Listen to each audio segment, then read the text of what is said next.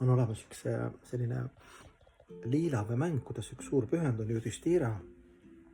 No ma ei hakka põhjalikult rääkima, aga juhtus niimoodi, et tal seal tema vennakesed kõik juba olid keha kaotanud, kuna üks teemann neid küsitles ja kui nad ei osanud vastata selle põhiküsimusele, siis ta nagu hävitas need, eks ju. Ütleme ette rutates pärast vennad said kõik ärkasid ellu.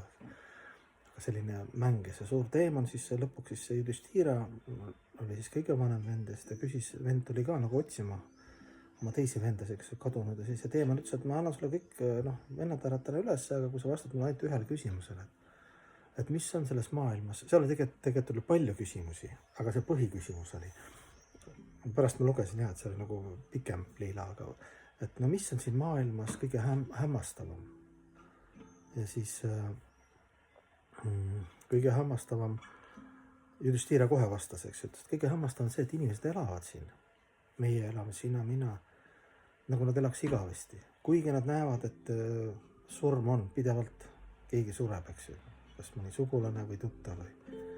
Ja ometi nad hoolimata sellest, et nad näevad, et see keha on ajutine, kõik nad üritavad siia ennast sisse sättida. Õige vastus. Ja okei, no see puudutab, me ei puuduta, me oleme võib-olla nii kehalises kontseptsioonis ja me nagu ei saa arugi nagu, et mis seal ikka, me ei tea midagi sellest vaimsusest ja hingest ja mis see siis nii halb on siis siia üritada sisse sättida, eks ju. Pärast küll pettud ja oled ahastuses, et what the heck, nagu kõik kaob. Ja keegi isegi ei mäleta sind mingi aja pärast. Aga minu jaoks siis, kui keegi küsiks minu käest, et ütleme, ma sattusin samasse liilasse mängu ja ütleb ka, see teemann ütleb, et mis on kõige hämmastavam. Ma ütlen, et kõige hämmastavam on see, et isegi kui suur ime on juhtunud, ma olen kogu elu otsinud või elust elusse ja saanud vastused, et ma olen igavene hing, et kõikide asjade taga on elu, elusteadus, algne isiksus. Tänu veedadele ma olen aru saanud Shankya jooga näiteks, kuidas õhk, maa, tuli, vesi, eeter, elemendid, energiat, kuidas need põhiasjad nagu toimivad, eks ju, seal ma ei tea, astroloogia või vastussastra või ehituskunst või ajurveeda, eks ju, füüsiline keha, eks ju, peenkeha, hing, hingest teadmised. Ma olen nagu põhimõtteliselt need vastused, mis ma olen otsinud, ma olen saanud nagu, selles mõttes, what's the point, et mis on see elu point ja ei ole nagu kivi peale jäetud. Veedad tähendab teadmisi ja see on nagu instruktsioon, et ma olen nagu saanud seal kogu laksu kätte, ma tunnen hinges, et issand, et aitäh, et Jumal on nagu vastanud mulle 100%. Ma ei hakka pikalt seda kirjeldama, aga selline realiseering on.